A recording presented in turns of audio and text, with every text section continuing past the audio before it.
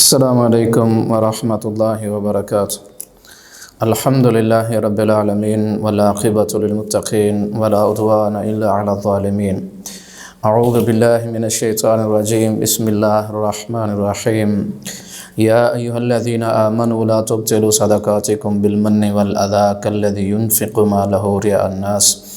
ولا يؤمن باللہ والیوم الآخر فمثلہ کمثل صفوان علیہ تراب فأصابه وابل فتركه صلدا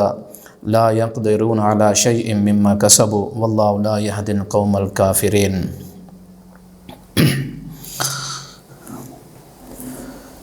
آج امثال القرآن سے یہ قرآن مجید کی آج 8ویں مثال ہے اور یہ سورہ بقرہ کے اندر 264 نمبر آیت ہے۔ اللہ رب العزت ارشاد فرماتے ہیں، یا ایھا الذین آمنوا لا تبطلوا صدقاتکم بالمن والأذى، کہ اے مسلمانوں اپنے جو تمہارے صدقات ہیں ان کو تم ضائع مت کرو، یعنی جو تم صدقہ کرتے ہو، اب صدقہ جو ہے وہ مال و دولت بھی ہو سکتا ہے اور اس کے علاوہ بھی صدقہ جو ہے وہ ہو سکتا ہے۔ بالمن والأذى، احسان جتلا کر اور تکلیف دے کے اپنی جو نیکیاں تم جو کر چکے ہو ان کو، یعنی احسان جتلا کے تکلیف دے کے ان کو ضائع مت کرو۔ کالذی ينفق مالہ رئاء الناس، اس شخص کی طرح کہ جو اپنے مال کو خرچ کرتا ہے لوگوں کے دکھلاوے کے لیے، ولا یؤمن باللہ والیوم الآخر، اور وہ اللہ پر اور آخرت پر ایمان نہیں رکھتا ہے۔ یہاں دیکھیں کہ اللہ رب العزت نے اس مسلمان کے لیے جو دکھلاوے کا کام کرتا ہے، اللہ تعالیٰ ارشاد فرماتے ہیں اس نے مال خرچ کیا لیکن دکھلاوے کے لیے، وہ اللہ پر اور آخرت پر ایمان نہیں رکھتا ہے۔ یعنی جو مسلمان نیکی کرتا ہے یا صدقہ کرتا ہے یا مال خرچ کرتا ہے اور اس کا معاوضہ وہ انسانوں سے چاہتا ہے، مخلوق سے چاہتا ہے، اللہ تعالیٰ ارشاد فرماتے ہیں وہ اللہ پر اور آخرت پر ایمان نہیں رکھتا ہے۔ مطلب یہ کہ اللہ رب العزت نے جو وعدے کیے ہوئے ہیں کہ تم خرچ کرو تو اللہ رب العزت تمہیں دگنا اس کا دے گا اور مزید دے گا، اور کتنا دے گا انسان کے یہ ذہن میں اور سوچ میں یہ بات آنے والی نہیں، نہ آ سکتی ہے۔ اللہ تعالیٰ اس کو نوازے گا، لیکن اللہ تعالیٰ ارشاد فرماتے ہیں یہ انسان جو لوگوں سے معاوضہ چاہتا ہے اس کو اللہ پر اعتماد نہیں ہے۔ لا یؤمن باللہ، اللہ پر ایمان نہیں ہے اس کو، یعنی اللہ تعالیٰ کے اور آپ صلی اللہ علیہ وسلم کے جو وعدے ہیں صدقات اور یعنی انفاق فی سبیل اللہ کے متعلق، اس پر یہ ایمان ہی نہیں رکھتا ہے، اور جو خرچ کرتا ہے اور اس کا جو معاوضہ ہے وہ لوگوں سے طلب کرنے کی کوشش کرتا ہے اور کرتا ہے۔ تو اللہ تعالیٰ ارشاد فرماتے ہیں آخرت کے اوپر بھی اس کو ایمان نہیں ہے۔ آخرت یعنی اللہ تعالیٰ اگر اس کو خرچ کرے ڈائریکٹ دے دے، یعنی ایک دن خرچ کیا، ہفتے کے بعد، مہینہ، سال، 2 سال، 3 سال اس کو رزلٹ ملتا ہے، مزید دگنا ہوتا ہے، وہ سمجھتا ہے کہ خرچ کرنے کی برکت۔ یا پھر یہ ہے کہ یہ بھی تو ہو سکتا ہے کہ اللہ تعالیٰ کی طرف سے ممکن ہے اس کا رزلٹ آخرت کے لیے رکھا گیا ہو، تو پھر اس کو آخرت کے اوپر جو یقین نہیں ہے، یعنی مرنے کے بعد اس کو اعتماد اور بھروسہ نہیں کہ وہاں بھی تو رزلٹ نکلے گا۔ جس طرح آپ صلی اللہ علیہ وسلم ارشاد فرماتے ہیں کہ ایک مسلمان جو ہے وہ کھجور خرچ کرتا ہے، اللہ رب العزت اسی کھجور ایک کو اس کی پرورش کرتے، اس کو بڑھاتے بڑھاتے بڑھاتے بہت پہاڑ بنا دیتے،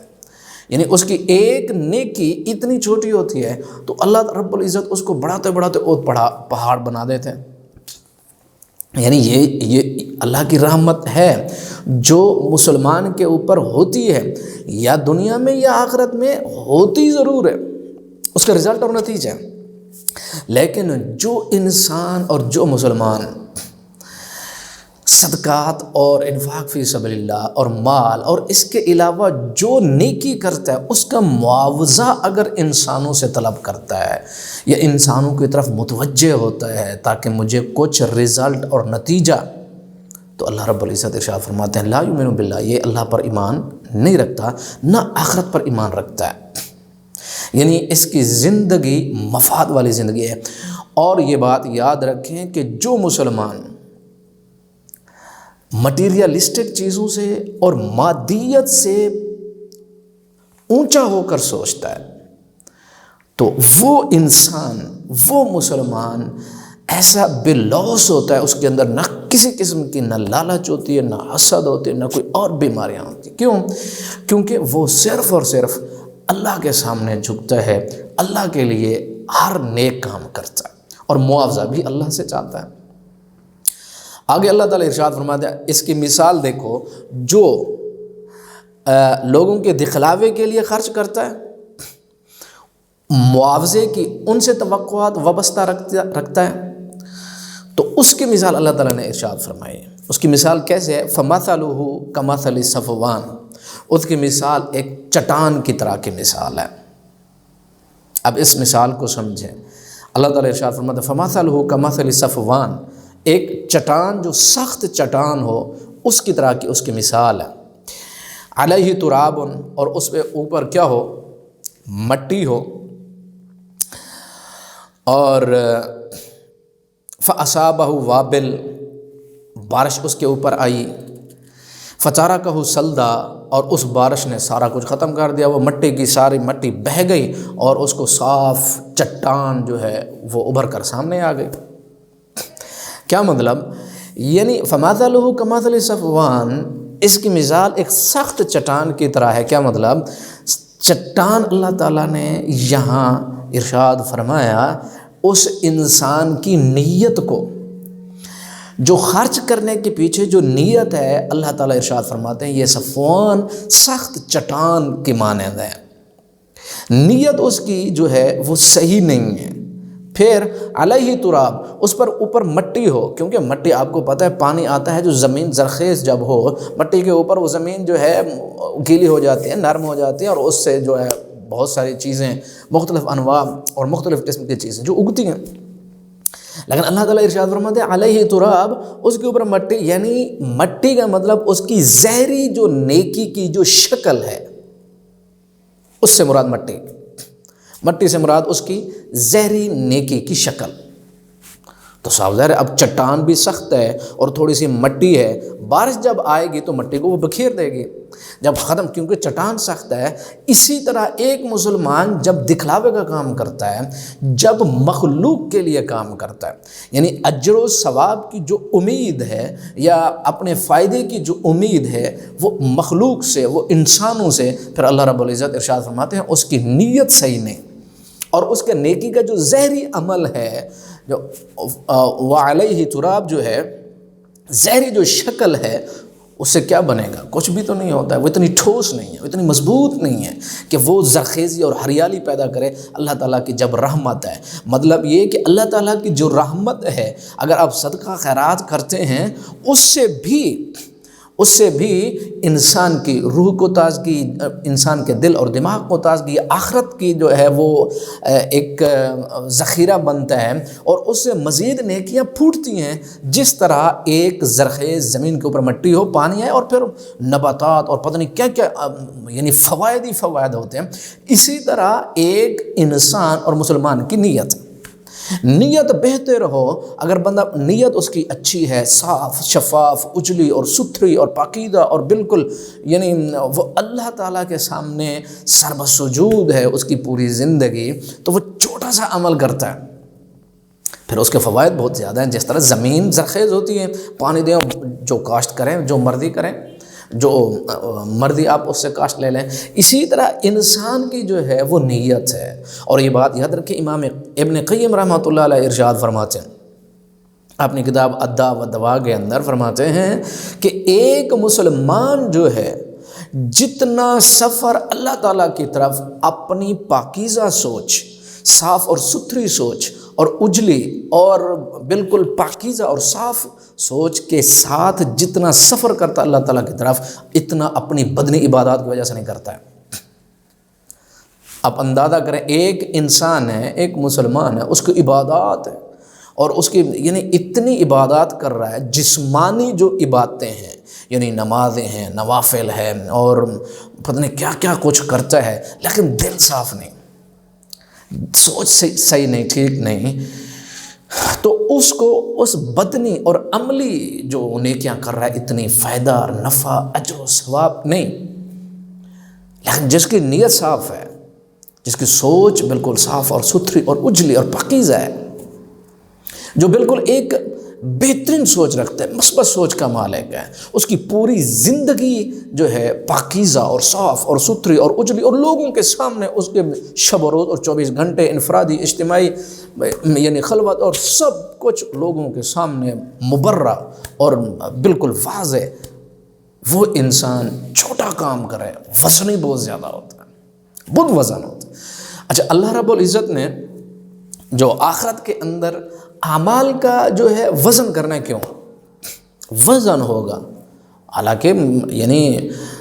کوانٹیٹی اگر دیکھی جائے، مقدار جو دیکھی جائے، ایک طرف عمر ہو انسان کی 80 سال ہے، اور پھر اس کے جو فرائض ہیں 80 سال کے بنتے وہ دیکھ لیے جائیں، نہیں، یہ بھی ہوگا، لیکن اس کے ساتھ یہ بھی ہوگا کہ وزن ہوگا، اعمال کا وزن ہوگا، ترازو لگے گا، اعمال تولے جائیں گے، اور اس وقت جو ہے ایک انسان کے اعمال کا وزن، اس کی سوچ، اس کی نیت جو ہے جتنا زیادہ پاکیزہ، مطہر، صاف اور شفاف اور اجلی اور پاکیزہ ہوگی، اس کا اعمال کا وزن اتنا بہت زیادہ ہوگا۔ جس طرح آپ صلی اللہ علیہ وسلم ارشاد فرماتے ہیں، اللہ تعالیٰ کے پاس ایک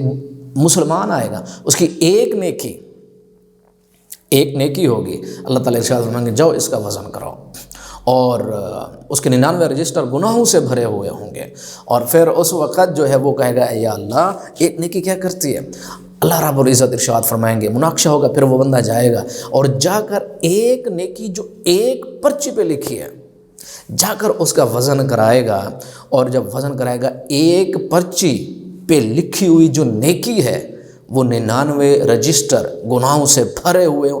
گناہوں کے رجسٹر، ان کے اوپر وہ پرچی بھاری پڑ جائے گا، اور اس پرچی کو کھولا جائے گا تو اس پر لکھا ہوگا لا الہ الا اللہ محمد رسول اللہ صلی اللہ علیہ وسلم۔ تو وزن ہوگا، اعمال کا وزن، کیوں کہ اس کی نیت اور سوچ،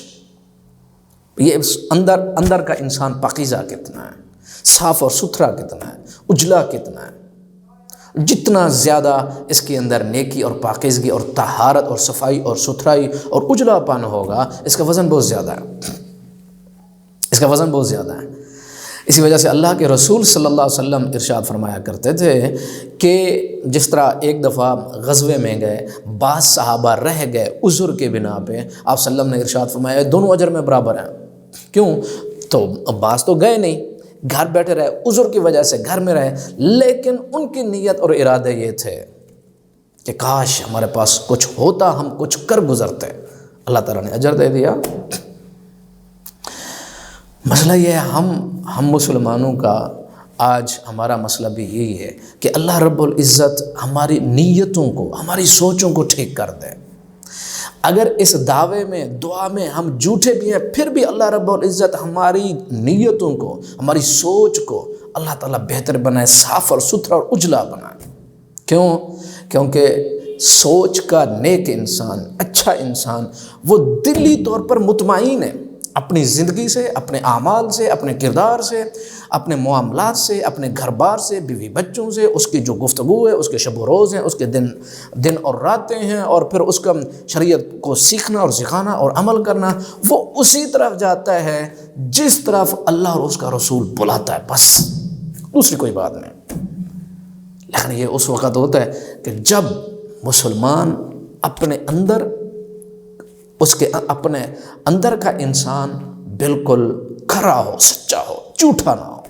لیکن جھوٹا اگر ہوگا تو اللہ تعالیٰ ارشاد فرماتے ہیں فَمَثَلُهُ كَمَثَلِ صَفْوَانٍ، وہ چٹان ہے، اس کو کوئی فائدہ ہونے والا نہیں، نہ دنیا میں نہ آخرت کے اندر۔ پھر اللہ تعالیٰ ارشاد فرماتے ہیں فَتَرَكَهُ صَلْدًا، صاف ستھری چٹیل میدان چھوڑ دیا، بارش آئی، مٹی بھی چلی گئی، اور یعنی جو کچھ اس کی نیت تھی وہ واضح ہو گئی لوگوں کے سامنے، بالکل واضح ہو جاتے کہ کیا چاہتا ہے۔ لا يقدرون على شيء، اب علی شیء دیکھیں، یہ نقرہ ہے، نقرہ کے اوپر یعنی حرف جارہ عمومیت ہے، لا یقدرون علی شیء، یعنی جو کچھ اس نے کیا، مما کسبوا، جو کچھ کیا، اعمال کیے، جو کچھ کیے، کچھ بھی نہیں ملا حاصل ہونے والا آخرت کے اندر۔ تو ایک انسان کے اعمال کا فائدہ کیا؟ اگر دنیا کے اندر 80 سال کی زندگی گزاری، سوچی ٹھیک نہیں، منافقت ہے، گندگی ہے، غلاظت ہے، کبھی اس کی یعنی اعمال کے سامنے رکاوٹ نسل ہے، قوم ہے، برادری ہے، خاندان ہے، اپنے ہیں، ماں باپ ہیں، اور